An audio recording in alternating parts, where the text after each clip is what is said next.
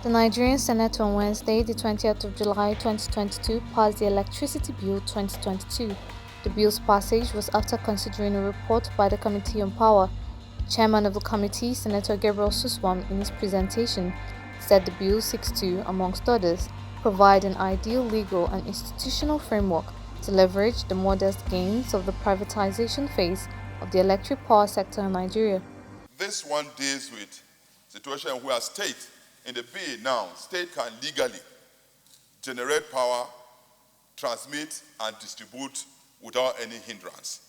Any individual who have the capacity can do same. That is a new introduction in the bill. It has now opened up so that any individual who have the capacity can go and generate power, transmit it and distribute it if we have the capacity to engage in transmission and distribution. That has been introduced now, and so Nigerians are free to go into investment into the power sector. The Senate President will, in his response, seek to know the role and operational capacity of banks that had taken over distribution companies indebted to them. Were taken over by some banks that this discourse owed so much money. That changes the landscape, because banks, or let me say those banks, do not have the capacity, the wherewithal to run the discourse.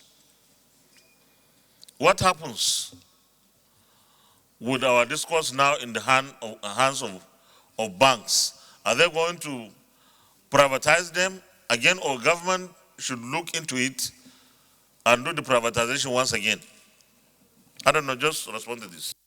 Senator Suswam responded that the takeover of the distribution company by banks was duly carried out in collaboration with the Nigerian Electricity Regulatory Commission and Bureau of Public Enterprise to ensure efficient service delivery. The interim management of those entities is actually screened, approved by BP and NEC. That is NEC and BP acting on behalf of government. So what is going to happen? This bill has made adequate provision for such eventualities or such situations in the bill. In the Reform Act, we didn't have that. And we had envisaged that those kind of things will come. So this bill have taken care of situations that will arise so that we don't get into a quagmire. And so what is happening now is that those entities that have been taken over, management have been set up.